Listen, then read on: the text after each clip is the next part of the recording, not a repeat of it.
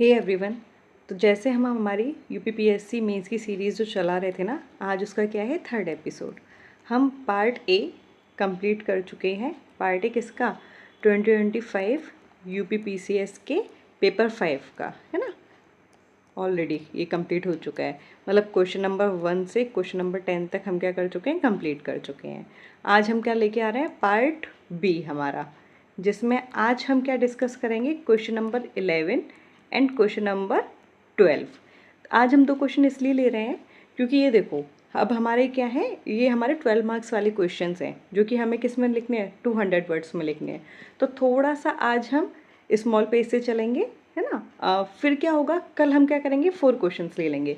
तो आज हो जाएंगे 11-12, कल हो जाएंगे हमारे 13, 14, 15, 16 एंड उसके नेक्स्ट डे हमारे कितने हो जाएंगे, फिर 4 क्वेश्चंस, मीन्स 17, 18, 19, 20। तो हमारा ये पेपर पूरा का पूरा ख़त्म अच्छे से हो जाएगा, है ना। हम आराम से समझ समझ के इसको करना स्टार्ट किया था हम लोगों ने, और हम इसको पूरा डिकोड कर चुके हैं कि हम क्रिस्प में इसको देख रहे हैं पहले कि क्या क्या पॉइंटर्स होने चाहिए। उसके बाद हमने देखा कि डिटेल में इस आंसर को कैसे लिखना है, ठीक है। तो आज हम क्या ले रहे हैं, 2 क्वेश्चंस ले रहे हैं।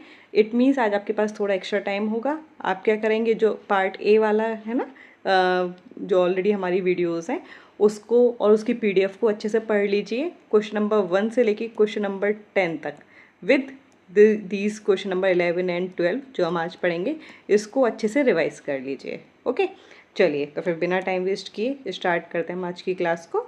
और आज हम देखते हैं हमारा 2025 का क्वेश्चन नंबर 11 GS 5 का पेपर है ना। अब देखो, अभी तो मैं हाईलाइट करके चल रही हूँ, नेक्स्ट पेपर से मैं हाईलाइट नहीं करूँगी, ठीक है। मैं पहले ही बता दे रही हूँ, क्योंकि फिर आपकी अंडरस्टैंडिंग कैसे डेवलप होगी अगर हर चीज़ आपको स्पून फीड करी हुई मिल जाएगी तो, है ना। पहले आपको सीखना पड़ेगा, देन आपको खुद को अप्लाई करना है। तो इसलिए अभी मैं क्या कर रही हूँ, क्वेश्चन को हाईलाइट करके दे रही हूँ।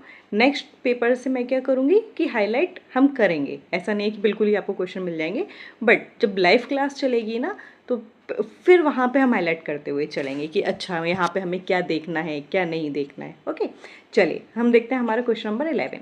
अभी क्या बोला है, ancient Mathura was the warm place of Jain archaeological sources. Clarify this statement on the basis of Jain archaeological sites in the Braj region.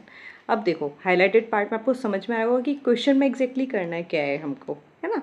अब देखो यहाँ पे क्या है, क्या बोला है, एंशियंट मथुरा वार्म प्लेस का मतलब है कि बर्थ प्लेस है ना, जैन आर्कियोलॉजिकल सोर्सेस का। मीन्स एंशियंट मथुरा में जैन आर्कियोलॉजिकल सोर्सेस बहुत ज़्यादा मिल रहे होंगे, मीन्स वो क्या है, बर्थ प्लेस है, तो उसका क्या होगा, बेस होगा वहाँ पर। इस स्टेटमेंट को ये बोल रहा है कि ये तो है ना, ऑलरेडी इसने कहा है कि ये तो है ही है। अब इसको हमें क्लैरिफाई करना है, मीन्स हमें क्या देने हैं, एविडेंस देने हैं कि यस ये स्टेटमेंट क्या है, सही है। पर किसके बेसिस पर देने हैं, ये याद रखना। बेसिस क्या है, जैन आर्कियोलॉजिकल साइट्स, कहाँ पे, ऑब्वियसली ब्रज रीजन के बारे में बात करेगा। तो आपको यहाँ पे आंसर में कैसे फ्रेम करना है, पूरा का पूरा, है ना आंसर।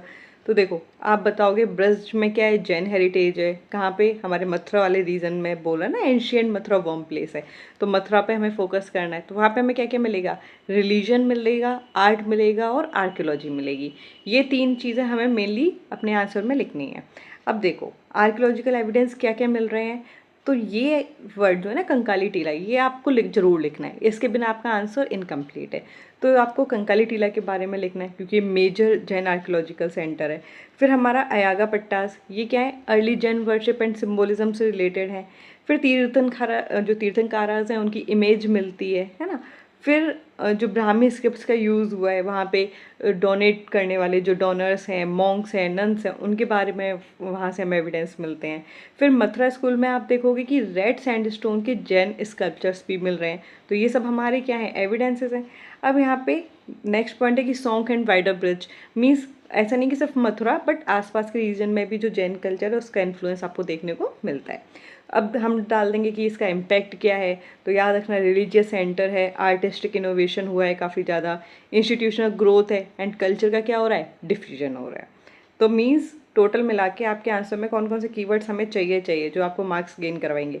मथुरा जैन हेरिटेज में क्या क्या आएगा, archaeology, art, epigraphy and religious patronage, क्योंकि अगर वहाँ पे रिलीजन फ्लरिश हुआ है तो वहाँ पे कोई ना कोई तो पर्सन या किंग एसोसिएटेड होगा ना, जिसका पैट्रोनेज उससे मिला होगा। तो ये वाले पॉइंट्स भी आपको ध्यान रखने हैं। चलिए अब देखो इंट्रोडक्शन आप कैसे स्टार्ट करोगे। तो ऑलरेडी वो बोल रहा है कि जो हमारा एंशियंट मथुरा रीजन है वो मतलब बर्थ प्लेस है, वॉम है किसका, जैन रिलीजन का, है ना।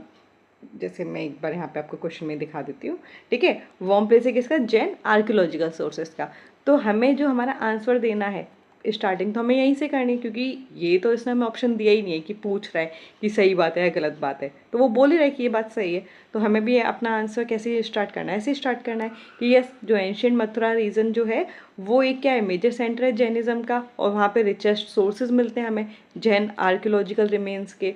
इसका जो लोकेशन है ये हम बता देंगे, ये ब्रज रीजन में है ना। कॉमर्शियल प्रॉस्पेरिटी है, आर्टिस्टिक ट्रेडिशन काफ़ी था जिसने जैन रिलीजियस सेंटर के डेवलपमेंट में काफ़ी इंपॉर्टेंट रोल प्ले किया है। अब ये है हमारा मेन पार्ट, बॉडी पार्ट, ठीक है, कि मेन आर्कियोलॉजिकल एविडेंस हमें क्या मिले हैं।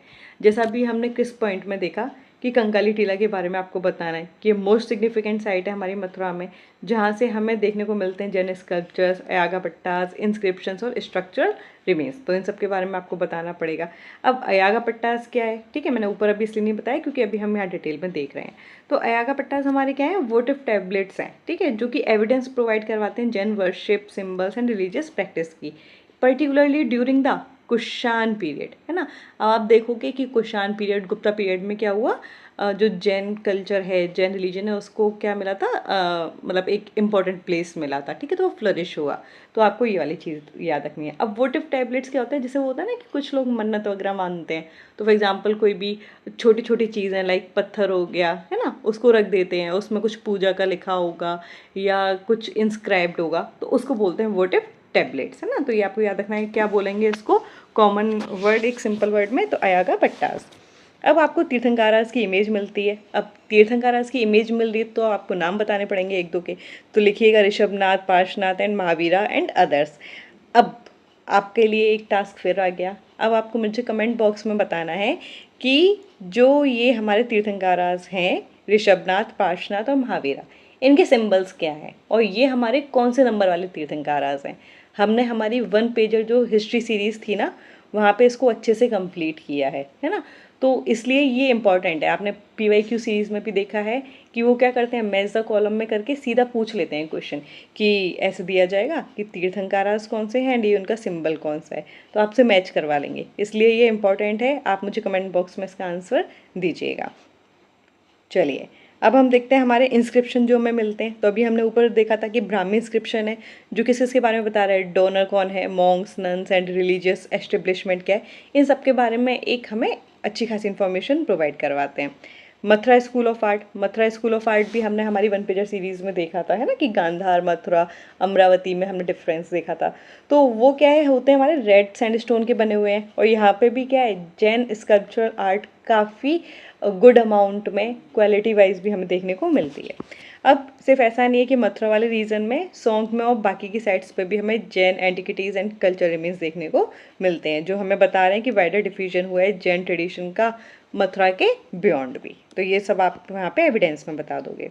अब हमारा क्वेश्चन का सेकंड पार्ट कि मथुरा को वर्म क्यों बोला जा रहा है जैन आर्कियोलॉजिकल सोर्सेस का। तो देखो वहाँ पे एंटिकिटी मिल रही हैं हमें, ठीक है, एंटिकिटीज मतलब जो अर्लियर जो मटेरियल एविडेंस है हमें वो देखने को मिल रहे हैं, ठीक है। कंटिन्यूटी, जैसे मैंने बोला था कुषाण और गुप्ता पीरियड्स में काफ़ी पैट्रोनाइज हुआ इन लोग, मतलब इस रिलीजन का। फिर आर्टिस्टिक कंट्रीब्यूशन, है ना, तो जो आइकोनोग्राफी है, स्कल्पचर है, वो उन्होंने अपना फॉर्मेटिव रोल प्ले किया। अब बात करते हैं इंस्टीट्यूशनल एविडेंस। अभी देखा कि Monks, nuns, donors, religious establishment के बारे में पता चल रहा है हमें इंस्क्रिप्शन से। फिर कल्चरल इंट्रैक्शन, अगर कोई चीज़ एक रीज़न के बियॉन्ड मिल रही है, इसका मतलब क्या है कि उसका क्या होगा, इन्फ्लुएंस हुआ होगा, है ना, वो क्या हुआ होगा, डिफ्यूज़ होकर अदर द पार्ट्स पे भी गया है। एंड मोस्ट इंपॉर्टेंट फैक्टर्स क्या थे, तो याद रखना, major urban and commercial centre का होना। इसलिए जो हमारे जैन आइडियाज़ थे और आर्टिस्टिक ट्रेडिशन था वो क्या हुआ, स्प्रेड हुआ है। तो आप इस आंसर को कैसे कंक्लूड कर दोगे कि कंकाली टीला and other Jain remains. Kankali टीला आपको बताना है कि आपको पता है कि ये मथुरा का इंपॉर्टेंट साइट है, तो इसलिए आपको ऐसे नेम पता होने चाहिए। इट मीन्स जब आप अपनी स्टडी कर रहे हो तो एनालिसिस में आपको क्या मिला, अगर आप कोई भी ऐसी चीज़ पढ़ रहे हो किसी भी पर्टिकुलर एरिया की, तो वहाँ से आपको 1-2 एग्जाम्पल्स नोट करने ही करने हैं, क्योंकि आपके मार्क्स फैच वहीं से होते हैं।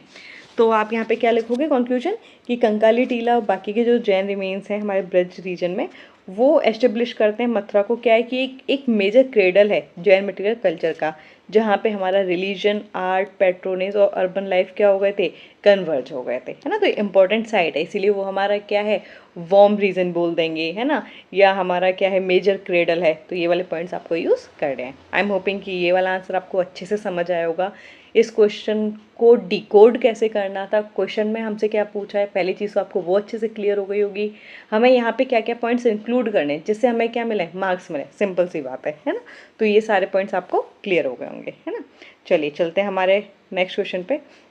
नेक्स्ट क्वेश्चन है क्वेश्चन नंबर 12। ये क्या बोला है, elucidate the significance of Magh Mela and Kumbh Mela. किसके बारे में पूछ रहा है, सिग्निफिकेंस पूछा है किसका, माघ मेला का भी और कुंभ मेला का भी, in the culture of Uttar Pradesh, yes UP के बारे में बात हो रही है। एंड फोकस, किस पे फोकस करना है, मैं उनके सैलिएंट फीचर्स पे, मीन सिग्निफिकेंस भी बताना है और उसके फीचर्स भी हमें बताने हैं। तो समझ में आ गया होगा क्वेश्चन। चलिए अब आंसर देखते हैं कि आंसर में हमें क्या करना है। तो वही जो क्वेश्चन डिकोड किया है वही हमें आंसर में लिखना है। तो देखो हमें माघ मेला बताना है, कुंभ मेला बताना है, ठीक है। तो यहाँ पे हम सिंपली क्या बता देंगे, प्रयागराज से रिलेशन बताएंगे, फेथ है, कल्चर है, सोशल कोहेशन है, ये वर्ड्स आपको चाहिए। अब देखो माघ मेला क्या होता है ना कि एनुअली हेल्ड हो रहा है, कल्पवश आपका वर्ड आना चाहिए, संगम बात, ऑस्टेरिटी, कल्चरल कंटिन्यूटी हो रही है। अब ये सोचो ना, ये स्पिरिचुअल वाले कनेक्शन है। यहाँ पे आपने देखा होगा हमेशा इतनी भीड़ होती है, भीड़ हो रही है मीन्स सोशल कोहेशन हो रहा है ना, सोशल स्पिरिट आ रही है लोगों में, एक दूसरे की हेल्प भी करते हैं। रिलीजन वाली चीज़ें भी आप देखोगे तो ये डिप्राइव हो जाती है सारी सारी चीज़ें ना, कि मतलब होता ही नहीं, वो बाउंड्री क्लियर हो जाती है, सब एक दूसरे की हेल्प कर रहे होते हैं। तो ये सोचो कि फेथ वाली चीज़ है, हमारा कल्चर कंटिन्यूटी हो रही है, कब से कितने सालों पुरानी चीज़ें हैं ये, है ना, और आज भी चली आ रही हैं। तो आपको यही सारी चीज़ें बतानी कि क्या क्या होता है ना। कुंभ मेला को तो हमारा क्या है, ग्लोबल रिकॉग्निशन मिला हुआ है, यूनेस्को साइट में इंक्लूड किया है ना हमारे इंटेंजिबल कल्चर में 2017 में। तो वो वाला पॉइंट भी आप इंक्लूड करोगे, मतलब ऐसे पॉइंट्स जो ग्लोबली रिकॉग्नाइज्ड हैं या नेशनली भी रिकॉग्नाइज्ड हैं उसको आपको मेंशन करना है ना। फिर इसका इम्पैक्ट क्या है, तो वही देखो स्पिरिचुअलिटी, सोशल कोहेशन हो रहा है, लाइवलीहुड्स। अब सोचो कि वहाँ पे इतनी भीड़ जा रही है, वो रुकेगी भी वहाँ पे, खाएगी पिएगी, है ना, ये सारी चीज़ें होंगी, पूजा कर रही है। तो वहाँ पे क्या होता है, लोगों के लिए एम्प्लॉयमेंट जनरेशन का एक जरिया है, तो लाइवलीहुड्स जनरेट हो रहे हैं, ठीक है। कल्चरल हेरिटेज तो है ही है, और हमारा एनवायरनमेंट वाला फैक्टर भी डाल सकते हो कि ये माघ मेला हो या कुंभ मेला हो, रिवर से तो एसोसिएटेड है, रिवर मीन्स हमारे एनवायरनमेंट से, उसको प्रोटेक्ट करने की तो बात कर रहे हैं, कंजर्व कर रहे हैं। तो ये हमारा आप एनवायरनमेंट वाले पर्सपेक्टिव को भी टच कर सकते हो, ओके।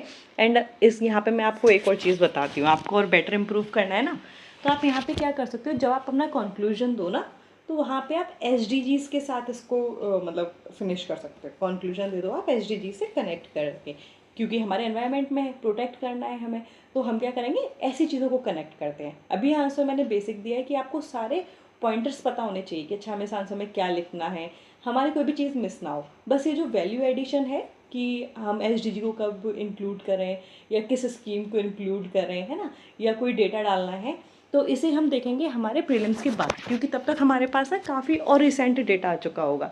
तो मैं तब आपको वो वाली जो PDF शीट होगी वो दे दूँगी, जहाँ पे आपको सारे वैल्यू एडिशन मटेरियल होगा, आप सीधा उसको यूज़ करो और अपने आंसर्स को एनहांस कर सकते हो। बट अभी के लिए क्या है कि आपको बेसिक मटेरियल अपने लिए तैयार रखना है। चलिए अब यहाँ पे आपको इस आंसर में कीवर्ड्स कौन कौन से चाहिए, प्रयागराज मेलाज, मेलाज है ना, ये माघ मेला चल रहा है, हमारा कुंभ मेला चल रहा है, ठीक है। तो यहाँ पे फेथ है, फेलोशिप है, for culture and living heritage है। ये सारे वर्ड्स आपको यूज़ करने पड़ेंगे अगर आपको मार्क्स चाहिए अच्छे, है ना। अब देखो इंट्रोडक्शन कैसे होगा हमारा कि माघ मेला हो और कुंभ मेला हो, दोनों ही हमारे कहाँ पे होते हैं, प्रयागराज में हो रहे हैं, है ना। अब कुंभ मेला का भी मैं आगे बताऊंगी। कुंभ मेला हमारा 4 जगह लगता है, तो प्रयागराज तो एक प्लेस है, बाकी 3 जगह और लगता है। तो आपको कमेंट बॉक्स में मुझे ये भी बताना है कि कुंभ मेला जो हमारा है प्रयागराज को छोड़ के, है ना, ये तो अभी आंसर में ही आपको दिख गया, बाकी और 3 प्लेसेस कौन से हैं जहाँ पर लगता है, ओके, ये आपको मुझे बताना है कमेंट बॉक्स में। अब यहाँ पे हम आते हैं हमारे आंसर पे। तो माघ मेला एंड कुंभ मेला एट प्रयागराज वो इम्पॉर्टेंट एक्सप्रेशन हमारे यूपी के गंगा यमुना के कल्चरल ट्रेडिशन के लिए।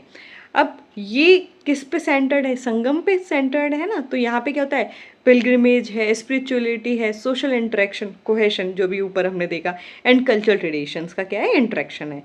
अब माघ मेला के बारे में बताते हैं। तो ये क्या है, एनुअल फेस्टिवल है, त्रिवेणी संगम पे होता है हर साल, है ना, कहाँ पे, प्रयागराज में।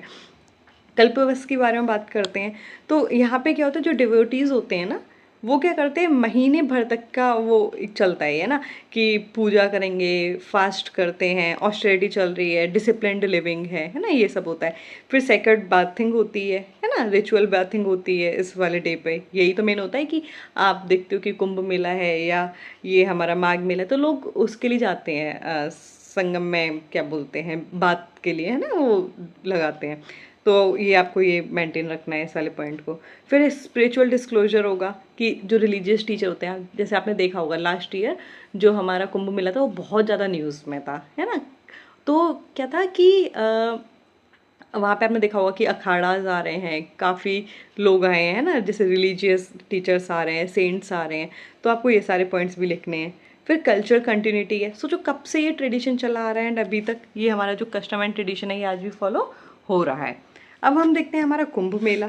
अब कुंभ मेला का आपको पता है माइथोलॉजिकल बेसिस है। अब कुंभ मेला तो मुझे लगता है आप लोगों को सबको पता होगा, खासकर वो लोग जो एक्सपीरियंस्ड लोग हैं, जो लास्ट ईयर भी प्रिपेयर कर चुके हैं, है ना। जो फर्स्ट टाइमर हैं तो यस उनको नहीं पता होगा, ये मैं मानती हूँ, बट जो ऑलरेडी प्रिपेयर कर चुके हैं उनको पता होगा, क्योंकि कुंभ मेला बहुत ही ज़्यादा इंपॉर्टेंट रहा है लास्ट ईयर्स में।